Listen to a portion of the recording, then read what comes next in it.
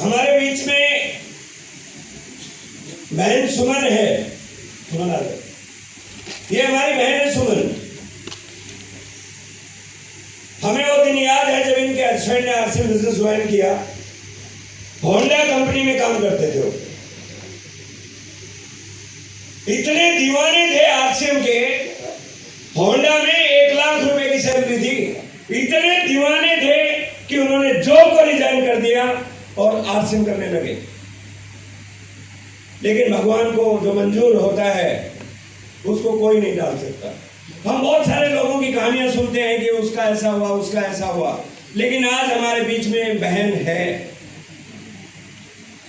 जिस दिन से राजेश जी गए हैं उस दिन के बाद उनका अकाउंट, उनकी आईडी सुमन के नाम पे ट्रांसफर हो गई है और आज हर महीने आरसीएम उनको पैसा भेज रहा है। थोड़ा सा अपनी स्टोरी बताएंगे और टोटल इनकम अंदाजा होगा तो बताएंगे, ताकि आज बहुत सारी बहनें बैठी हैं। तो एक बार तालियां बजा दीजिए, मैं सुमन को माइक दूं।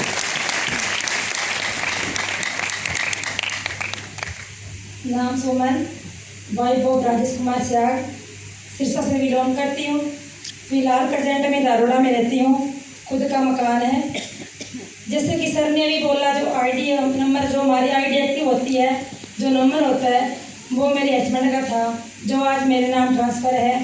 आप इसका महत्व समझ पा रहे होंगे कि वो नंबर कितना इम्पोर्टेंट है, क्यों इम्पोर्टेंट है। शायद मैं भी नहीं समझ पाती। मैंने इस बिजनेस को धीरे धीरे समझा भी था, देखा भी था और मैं सेमिनारों में, मीटिंगों में भी आई थी, लेकिन शायद उतनी मैं एक्साइटेड नहीं थी। मुझे ये लगा कि इतनी अच्छी जॉब है, क्यों छोड़ रहे हो। मैं इस चीज़ में राजी नहीं थी। उन्होंने कहा, सुमन नौकरी करता रहूँगा, कंपनी क्या दे सकती है। उन्होंने जब भी बात करते, मीटिंग में, सेमिनार में, वो मुझे साथ लेके आते, प्रोग्राम को दिखाते और घर जाके हमेशा पूछते, सुमन क्या समझ में आया, क्या समझ में आया। मैंने बोला ठीक है माँ, अगर आपकी लगन है, आप करना चाहते हैं तो माँ आपका से देखो। सर ने ये बिजनेस शुरू किया, मैंने इसका उनका सपोर्ट भी किया। लेकिन जब भी कोई बात होती थी वो मुझे एक बात बोलते, काम करो एक बार, पैसा आए बार बार। आपने सुना होगा शायद, बार बार सर बोलते हैं मीटिंग में, काम करो एक बार, पैसा आए बार बार। तो बोला ये चीज़ है, सिक्योरिटी बहुत इंपॉर्टेंट है। कंपनी में काम करता रहूँगा, कल को काम छोड़ दिया या कोई ट्रेजेडी हो गई, अनहोनी हो गई, तो क्या कंपनी वो दे सकती है।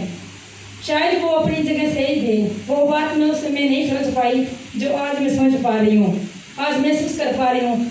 वो क्यों सही थे, क्यों उन्होंने नौकरी छोड़ी, क्यों वो सिस्टम में आए।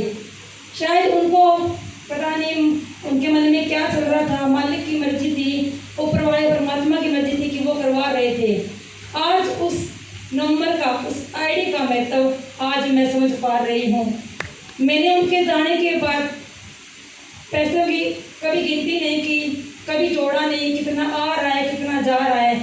पर मुझे ये गर्व है कि पैसा आ तो रहा है, कम आ रहा है, ज़्यादा आ रहा है, ये इम्पोर्टेंट नहीं है।